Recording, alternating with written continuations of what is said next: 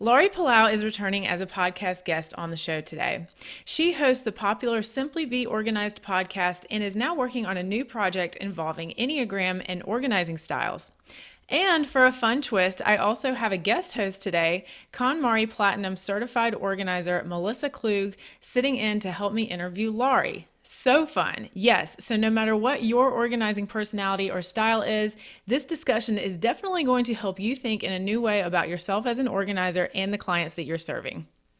You're listening to the Pro Organizer Studio podcast with Jen Obermeyer. Thank you for joining in. Jen makes it her mission to broaden the horizons of savvy businesswomen in the organizing industry by instilling confidence and inspiring authenticity. She is a devoted business coach and founder of the Inspired Organizer program. You'll gain new insight into strategies designed specifically for professional organizers. And now, let's get started.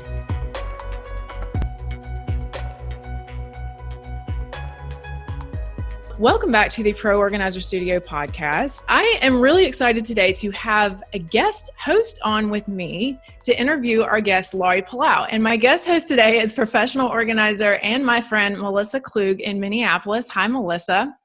Hi, thanks for having me. So excited to be here. Absolutely. And she is joining me to help interview my longtime friend and returning podcast guest, Laurie Palau. Hi, Laurie. I'm so glad that you're here with us. I'm so excited to be here. And so Laurie has been on the podcast twice before. If you don't know her already, she is the mastermind behind the scenes of Simply Be Organized, which is a podcast. She has a book called Hot Mess. Her book is fantastic for organizers even who are looking for systems and stuff to teach their clients and learn more about how to just organize other people, and also to give away to clients because they always need a little extra help. Yes. Preach. And which has an amazing cover, like one of the best book covers of all time. Hands down. Aw, thank you. That was so sweet. So Laurie also has many other things because she is not only out there helping people through her podcast get more organized, but she helps other professional organizers through her program. Laurie, will you remind everybody a little bit more about that? Okay, sure. So I, like you, love the business side of the business as much as I love being organized and decluttering and all the things that comes with it. I am a business person, I think, at heart. And so when I got to a point in my business where I started to expand and do other things, speaking and writing, I wanted to continue to help the growth of the industry and connect with other organizers in other geographic areas. So I created what's called the SBO Partner Program. Some of you may have heard it. It's basically a network of professional organizers who are in different geographic markets, and we help use our platforms to promote and leverage them and also provide levels of, mentorship and community in an industry that I think we can all agree to some degree can feel somewhat isolating, even before quarantine, being by yourself. And so it's just another avenue in a host of other opportunities and programs like yours that just empower people to, really pursue their passion, turn it into a profession, and make it more than just a hobby. And that's kind of it in a jam.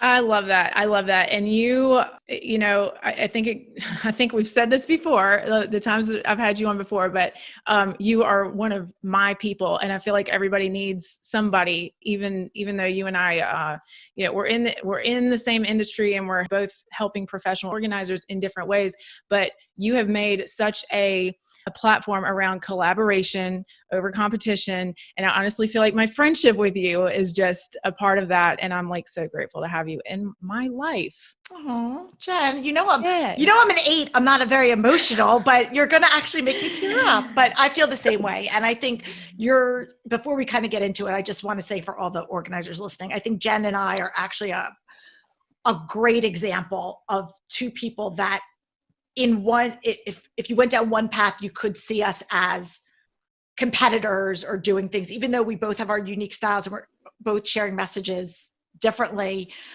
But instead, we both proactively chose to look to learn from each other and to support one another. And, I was going to invite you to my retreat last year, but it was the same weekend as yours. So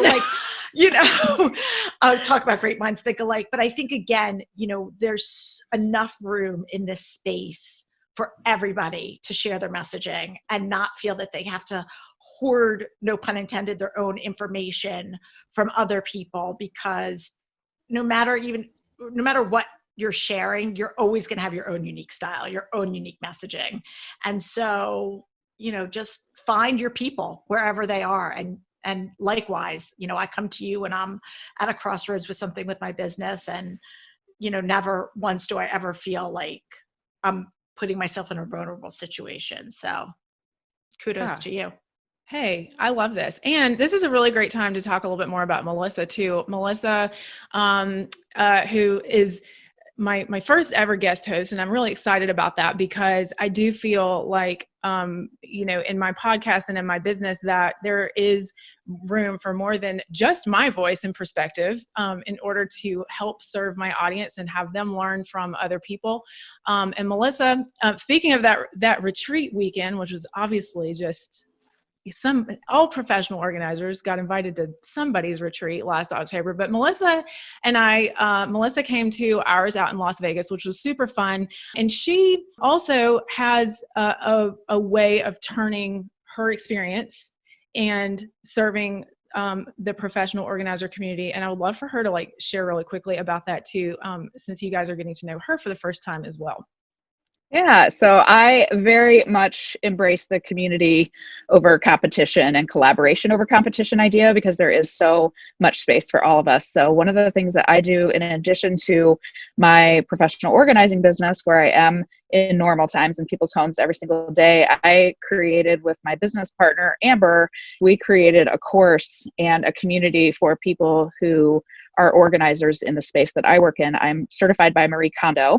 And so there is a community of organizers that are certified by Marie, and we have created a business building organization for those people. So I similarly have that passion for teaching organizers how to be better organizers.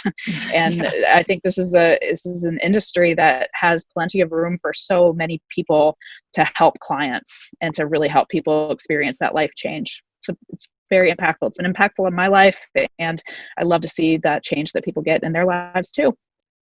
This is so awesome. So, okay, this all really ties together, and I'm so happy that that we're all getting to have this conversation. One of my goals with launching this podcast was always to be a platform to shine a spotlight on organizers who are doing innovative things in the industry. And both of you guys totally fit that bill. Laurie, today, though, I want to talk about some research that she has been doing. She hinted at this a minute ago, and she called herself an 8.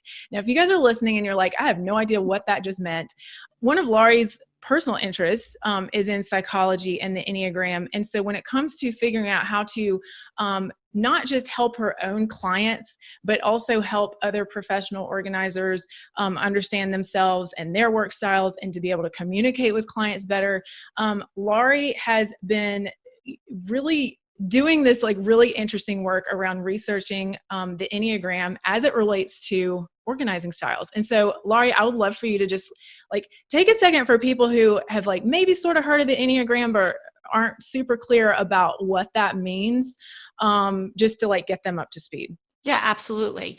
So the Enneagram is actually an ancient, it dates back thousands of years, really, if you study back in terms of understanding people's different personality styles. And there are 9 different unique styles, each have categories and subcategories, and it can get very deep, a lot of layers of the onion. But to kind of give the very top line overview, it's almost picture a pentagram, and there are 9 different numbers on the dial, and each different number has its own traits.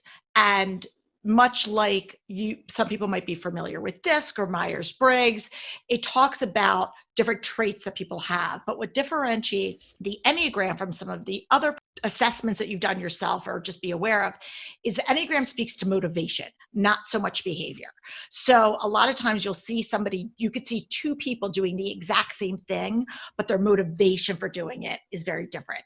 So I'm somebody that's always been very interested in all different types of personality types. So I know all the Myers-Briggs. For you Myers-Briggs people, I'm an ENTJ. I've studied the four tendencies under Gretchen Rubin. I'm an upholder. So anybody that listens to that or that's familiar with that. And then when I read about the Enneagram, what I loved about it was really understanding that it's the spectrum that it goes to, and that again, it deals more with motivation. And when I connected the dots, and I'll kind of walk through real top line, because I'm not an Enneagram expert. I will give you a resource that you could put in your show notes of like, if people want to do more research on the Enneagram, I'll give them the greatest book to learn about it. But the reason that I had my little light bulb moment was I always think about clutter as the symptom when I talk to my clients. And it's really understanding the why behind the clutter, right? So it's not that you have a pile of paper on the table, but why? Is it because you don't know what to do, because you're busy, because you're just a procrastinator? Like, what are the reasons for this? So with that, knowing that that's kind of been my approach to organizing and working with clients, when I started to learn the Enneagram really for myself, just out of my own sheer curiosity, I started really saying, I wonder if there's a link between people's Enneagram numbers and their relationships to clutter. So that's kind of how it all came about. Do you have your clients take the test before you work with them? So, okay. So the answer's no. And I'm going to give you my short answer is no, and I'm going to backpedal. So I've been studying under Suzanne Stabile, and that's who I've been to several of her workshops. I've flown to see her in Dallas, where she's based out of. And I've read both of her books, which I recommend, which is the first one is The Road Back to You.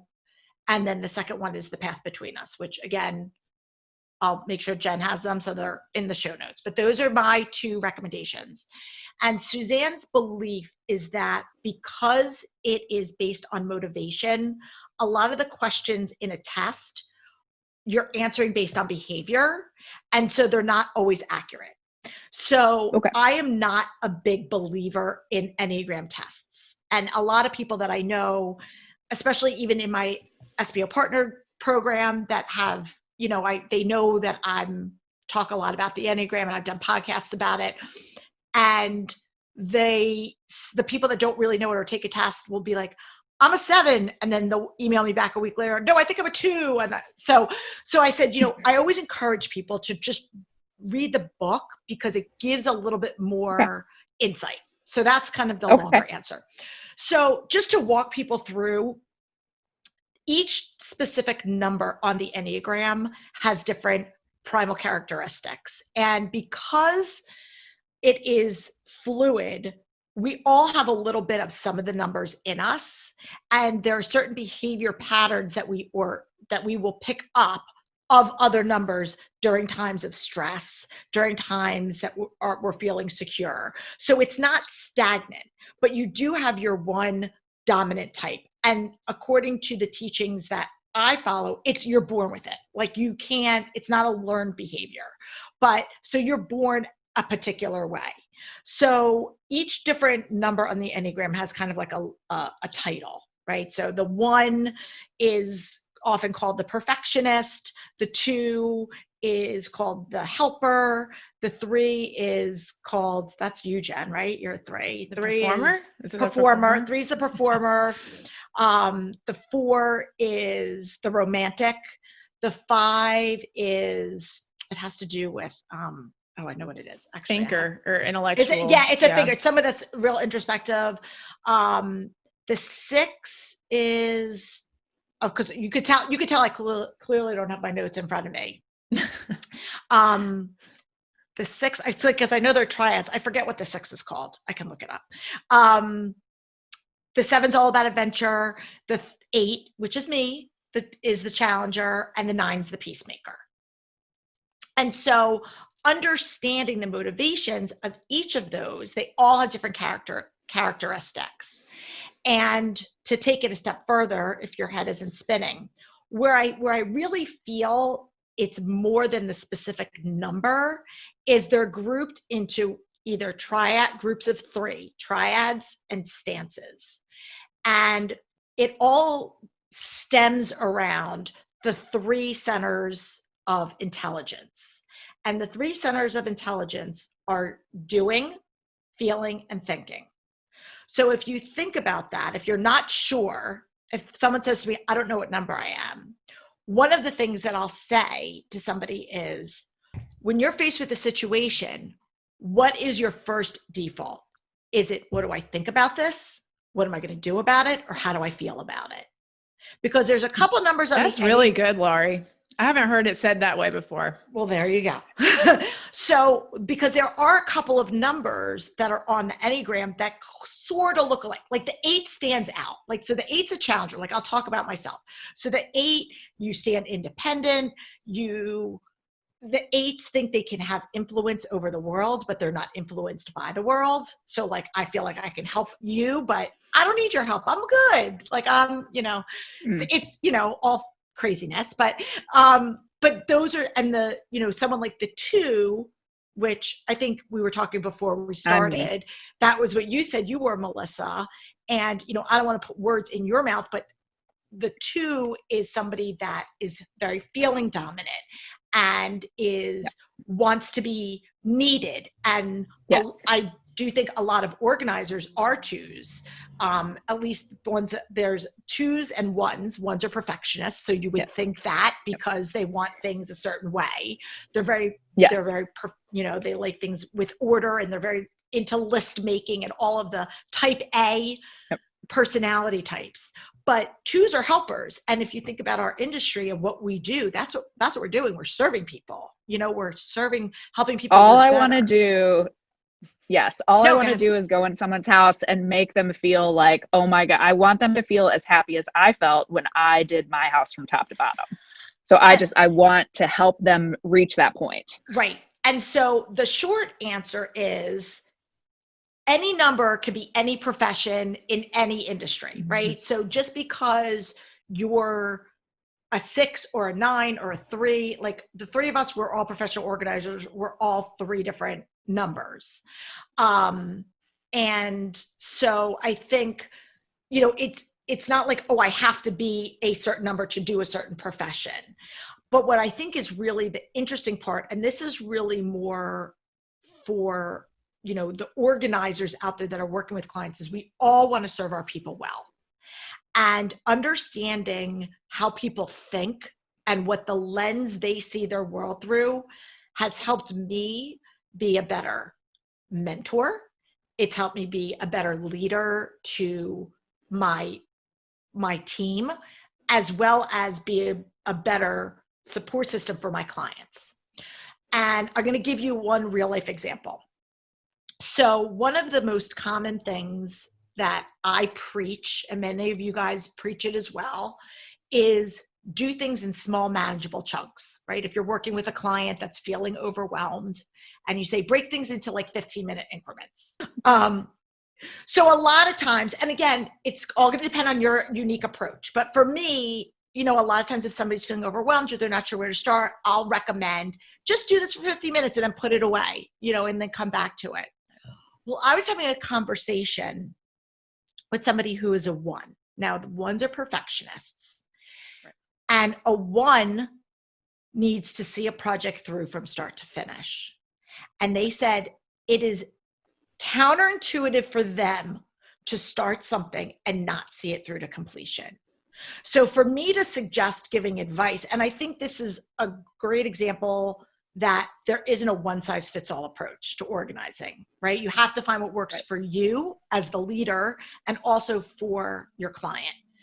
But for me to say, just do things in manageable chunks is not going to work for a 1 who needs to have a start and see through to completion before they can really feel relieved.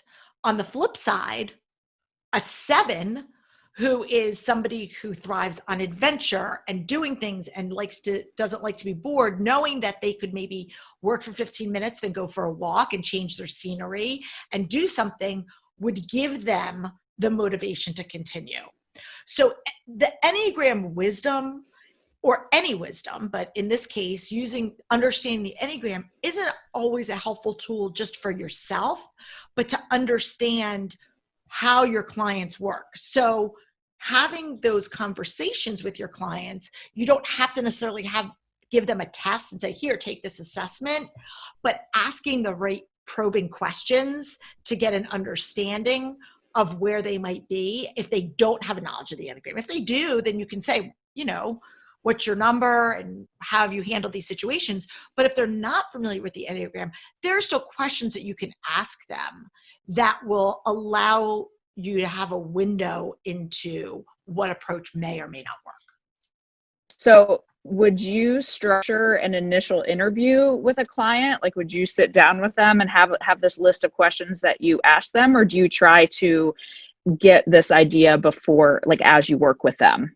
I think I would try to have it be, and again, I think it has to go back to what your comfort level is. For me, I would try to have it be somewhat organic, but it's kind of like a combination. I think I would ask, it depends on what the client's goals are and where they are in the process. And if I see it's a client that's really struggling with a lot of clutter, I would probably ask a lot more probing questions around, what was their environment like growing up? Where do you feel, why do you feel the need that you want to hold on to this? When was the last time that you used it? Like, I would ask them certain probing questions. If it's somebody that's a busy professional that just doesn't have the time and is like, I just need to outsource this and I'm having this and I just need systems, that might not work because you're just adding something to their to-do list. So I would want to try to I would gauge it off of where the client is, as opposed to saying it's this black and white, having a template. Truth time. Did I catch you multitasking? Chances are, if you're listening to this podcast, you're the type of gal that loves efficient ways to learn and stay inspired in business. Please screenshot this episode right now, post it on your Instagram story, and tag me at Pro Organizer Studio. Tell me and your audience that you're listening in, and together we'll make pro organizers everywhere more savvy and productive on the go. So you said that you have noticed that even though any type can be any profession, but you said you noticed that a lot of organizers are probably like in that 1 and 2 area, or at least maybe more heavily represented by those Enneagram types. Have you noticed at all that clients tend to be a certain number? That's a great question.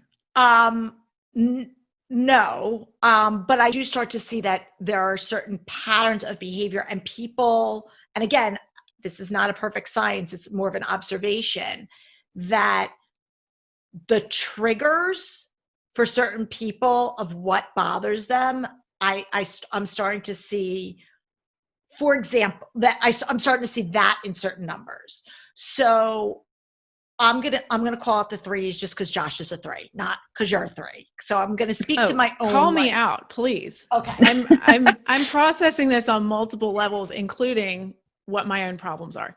Okay. Okay. And we're not even talking about the whole parenting angle, because quite frankly, people like, that's a whole other thing that I wish I knew the Enneagram when my kids were little. I would have been a much better mom. That's all I have to say. So 3s are known as the performer. They are all about, they're very driven professionally. A lot of them are salespeople. They want to find the most streamlined way to get to a problem, or to solve a problem, I should say. So if they have to cut corners, they'll figure out a way to do it. Josh is all about done is better than perfect. That is his motto, and he subscribes to that. Now, a done is better than perfect to a 1 would give them hives, because a 1 is, and I would suspect that there are a couple people in my professional team that are, because I haven't forced anyone to do the Enneagram test, but there's a couple. I think I have a 1, which is great. But like sometimes I'm like, we just need to get that out there. We just need to get that out there. And she's like, well, let me just check and make sure it works. And I love that attention to detail, but it can almost become paralyzing if it's not balanced properly. So in a 3's case, and I have a couple clients who are 3's, they're the ones that are like, just put it away. Put it away, because they don't want to see it. They want that immediate gratification of seeing this clear space, of not being surrounded by the clutter, by being able to, like, I call 3's like almost like shapeshifters. You know, like they have a lot of times they're dynamic people. They are in the what's called the aggressive stance, which is myself as well. Aggressives are 3, 7, and 8, and they are in the feeling triad, which means they take in information by feeling, so they can see what other people are doing, but they don't process it with their own feelings. So they're very in tune with what other people are feeling, but they don't use that in relation to themselves. So there's like a level of kind of, I don't want to say detachment, that's my word, and it's not the right word. But what I see in clients is 3's are like, out of sight, out of mind. I don't want to see it. I don't want to see the clutter. I want it behind a closed door. I want it very, like, again, I want it minimalist. I want it very aesthetically pleasing, because there's a level of persona that 3's tend to have that is tied to their identity. So if in their house looks disorganized, they take that as a reflection that they're disorganized. And it physically hurts me also. So I don't know, Jen, if that is, am I like off track on that? No, or? that was so clear and correct, that you probably should start coming and like counseling me on an individual basis, because that, you know, you mentioned that different types have different triggers for stress, but I can take it for so long, and then I just lose my mind. I mean, like, that's why my own house has to be very calm, because it does come into my brain at a level that says there's something really, really wrong if everything is not like you said, minimal. Just get it out of my sight so it can be out of my mind. Right. And so, you know, I think it's understanding, you know, and I'll use, again, I can speak to my own family, right? And so my 16-year-old is a 4. The 4's are romantic. They are in the feeling triad. They feel everything. Everything is feeling. And so I've looked now, I started studying the Enneagram like 2.5 years ago. And my daughter, who speaks really openly about it, she's even been on my show to talk about it. She has a lot of emotional attachments. It's something that she's worked through. It was always poetic justice for me, who does not struggle with emotional attachments to stuff. I have, you know, things in memory, but I don't really attach to physical items. And she thinks everything has feelings. And so understanding her a little bit better now that I know the Enneagram, and knowing that she feels everything, and she has to, like, every song, every emotion, everything has to be like processed through like that's her cycle of like navigating through it, you know, and me trying to rush that with her adds more stress and anxiety, and is counterproductive. So me just going, it doesn't really matter, just get rid of it. It's about, that's when I would have to use more of the psychology conversation of, when was the last time you used it? How would you miss it if it was gone? And kind of like, I don't want to say spoon feeding, but we all know as professional organizers, the clients that need more hand holding.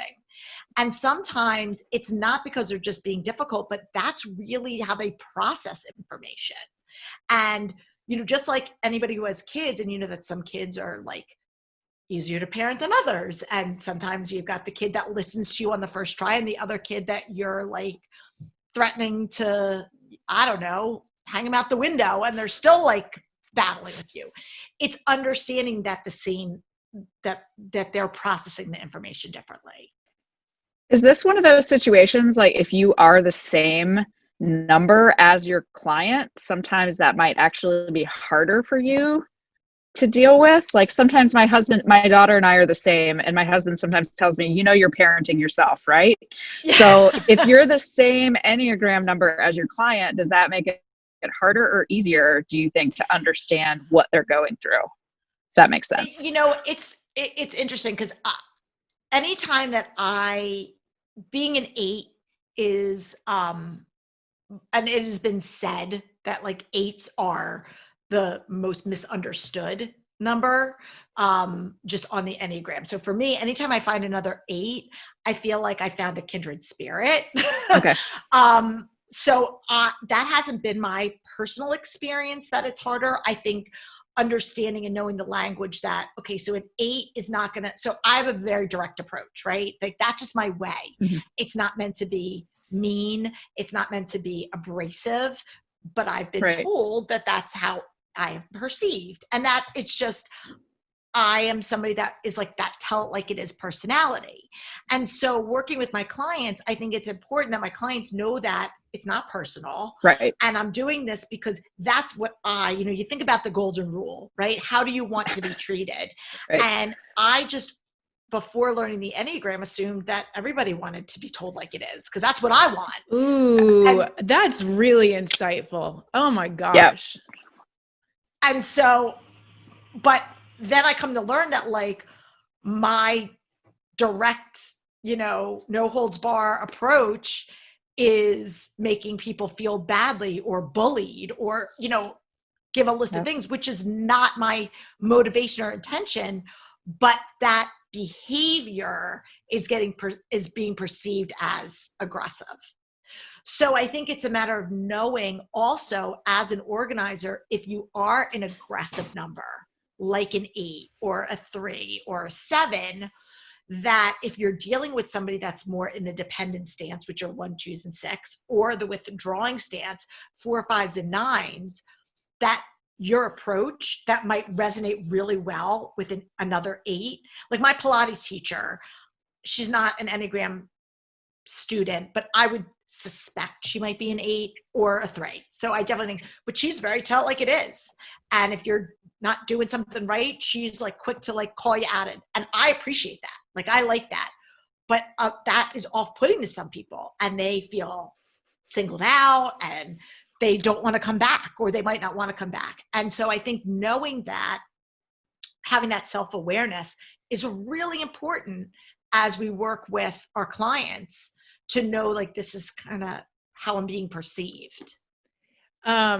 This is seriously, okay, I'm going to ask a question I know everybody is thinking. Where can they get more about this, Laurie? Like, because not only is this going to help them understand why they are so attracted to organizing for other people in the first place, but I think it's going to help them, one of the most common complaints for all organizers is, how do you get clients to actually do things? Like, how do you get them? Because you said like the clutter is a symptom and the types are about motivation. So it's like a math problem that for each individual client has to be solved in a different way. So if they can start to visualize this and start to understand it, then they can start to at least try some things that it would have never even occurred to them to try before, because for one thing, they're stuck in their own perception of, just like you said, you think, sure, the golden rule means treat people how you would want to be treated.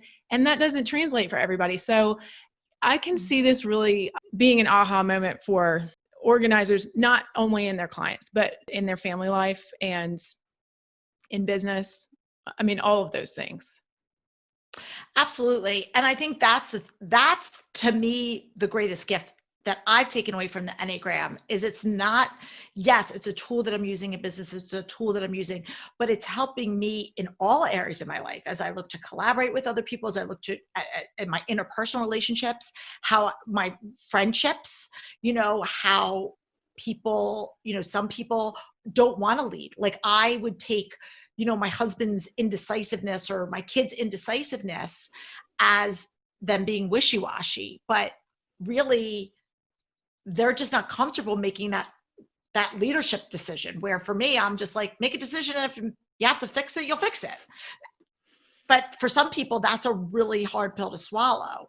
And so again, it's really giving you grace in all areas.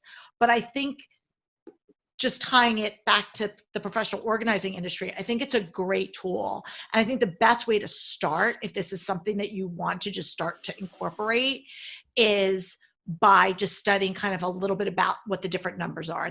And you can do that through the book, The Road Back to You. Like I said, I can't write it any better than Suzanne did. And then her follow-up book, which dives a little bit deeper into the stances and the triads, would be The Path Between Us. But in terms of the relationship between building that into your organizing business, people can reach out to me, and I'm in the process of developing either some group coaching or a course. I haven't quite pinpointed it, but I am doing one-on-one mentorship right now. So if people have questions about that, they can connect up with me for sure. This is amazing. The minute that this course is available, you need to let me know so that I can tell everybody, because this really goes beyond, like you said, when organizers want to learn more about organizing styles, it always comes from the framework and point of view of the person who created it. And so if there's not this extra step of how do I truly empathize with another person and understand where they're coming from, then it doesn't matter what style you learned, because even between the three of us, like we all have different, not just personalities, but organizing styles. It doesn't matter how well it works for some people if you don't know how to shift and apply it on an individual level with these clients who you do want to build a relationship with, and they do want to feel understood. And that right there, the attempt to understand them and for them to feel like truly validated and seen for the way that they handle life and respond to stress, like that's the most critical part, or what I've always said, and maybe this is a 3 thing to say, like the most critical part of you having a business at all is that you can just hear people without judging them, so that they can feel like they can be safe with you and for you to be in their home and like understanding their life. So I know this is a very long-winded way of saying, I think that this course, even though it's about psychology and it's not about like organizing systems per se, I think it's going to be so much more valuable than much of what's out there for the industry. So I'm really, really excited that you are so obsessed with this, because I know this is really going to help so many people understand like how to relate better. Well, we'll make sure that we give a special Pro Organizer Studio. That's awesome. Promo for sure. And thank you for that. And I think, yeah, like you said, at the end of the day, everybody wants to feel heard. Mm-hmm. Everyone wants to feel validated. There's so much shame and embarrassment that is surrounding clutter that people put on themselves. Forget about external distractions through social media or just that whole keeping up with the Joneses mentality or whatever it is, that having somebody that's in your corner that can navigate this through with you is so helpful. I mean, our clients call us because they're at a point where they have a problem that they can't solve on their own. And so coming in there to give them the tools and work with them in a way that's going to empower them and not make them feel worse or inferior, or I'm not gonna be able to keep up with this. So to be able to do it in a way that's authentic for them is really, I think, what is going to give our business staying power and separate us from somebody else. I also think just everything that you're saying too, it's not just about relating to your clients, which that's the biggest benefit that you can get, but it's also about how you conduct your business. So understanding yourself and understanding that if you're a 1 and you're a perfectionist, like I know Jen always preaches, put something out there. Don't wait for it to be perfect to get it done. So if you're trying to create something new, I've seen this in people who are trying to decide, do I do virtual organizing? Oh, well, I have to figure out how to do it perfectly before I offer it to clients. So understanding your own personality type and how it influences you as an entrepreneur in your organizing business, I think is just another thing that you can get from it if you decide to study this. So helps you and your clients. Yeah. And just to piggyback on that, Melissa, I think the other thing is if you're the type of person that you know, and you have that self-awareness to know that maybe you do have a tendency to overthink things, then surround yourself with a coach or a mentor or some sort of accountability partner that's going to like give you that tough love, right? In a way that you can handle it, but you know that you're in your own head, right? If you have the self-awareness to know that you're in your own head and you need somebody to, to just give you that encouraging nudge to just go that extra step, then do that. None of us are above it. I mean, listen, like I said, I'm the number on the Enneagram that cares the least about what other people think. And there are times where I'll call Jen or I'll call another friend or I'll ask my husband, like, what do you think? Do you even think I'm using my time wisely? So nobody's above seeking support or help. Yep. This is so good. Like I can think of 20 more things I want to ask about this topic. So Laurie, we'll just have to have you on again to talk more, because this I can tell is going to be a really popular episode for a lot of people. Excited. I'm so excited. Really, really good. Okay. So, big takeaways from this. First of all, let me wrap all the way back around to where we started at the beginning. Cause we started by talking about collaboration over competition. And this is why Laurie and I love each other so much, but the same type of person is not going to come to me that comes to Laurie, that comes to Melissa and what they're doing with their Konmari expertise. By the way, can I ask a side question, Melissa? What Enneagram type do you think Marie Kondo is? Ooh, oh my gosh, that's a really good question. So I think she's probably, I think the answer might have been different before kids and after kids. Oh, so that, like, if we could have Laurie talk for like 3 more hours, I would ask, like, can you change over time? Because I think pre-kids, like her first book, she was definitely a 1, everything perfect. I think that maybe she's still probably a 1, but has learned some shades, like some of those I know you can be like a side number. So probably a helper. So probably 1 with a shade or 2. I don't know. I'm not the expert. So, but.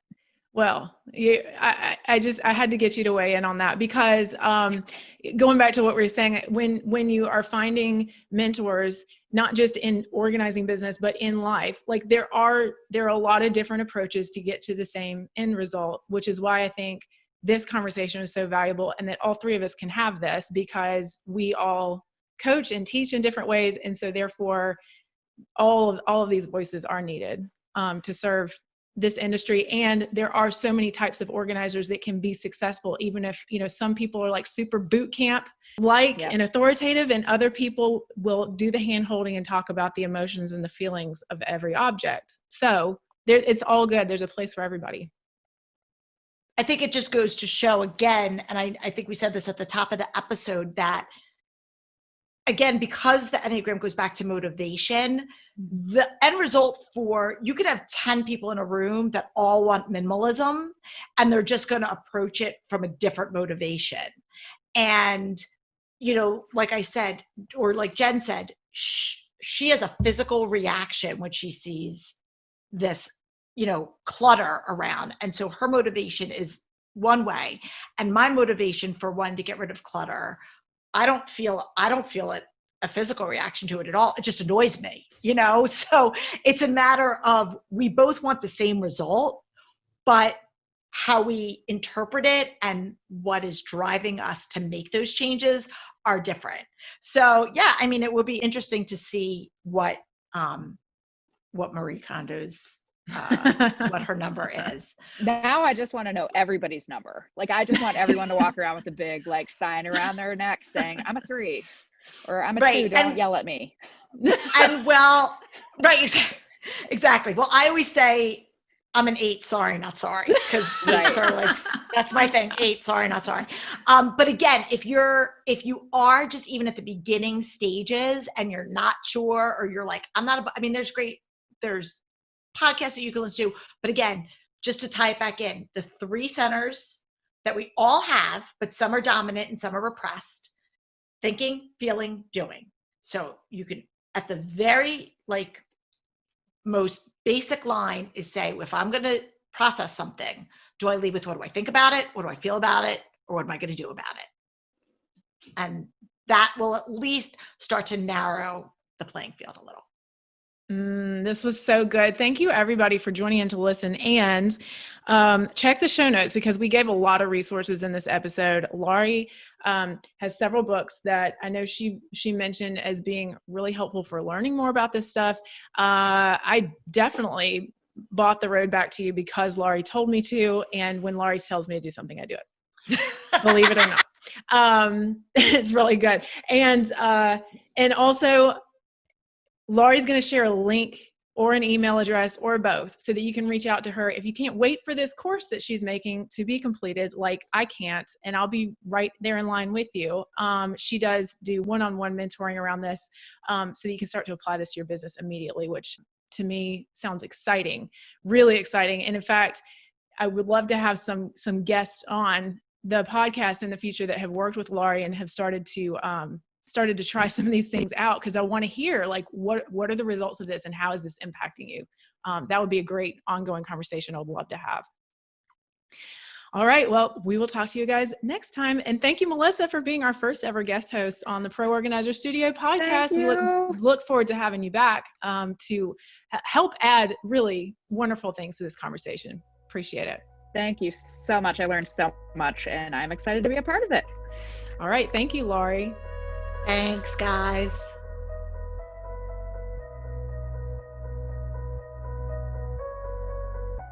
Thank you for listening to the Pro Organizer Studio podcast. If you'd like to learn more about time-saving services and resources for professional organizers, visit www.proorganizerstudio.com. And if you'd like to get Jen's roadmap to success for launching and growing your professional organizing business, go straight to www.poroadmap.com.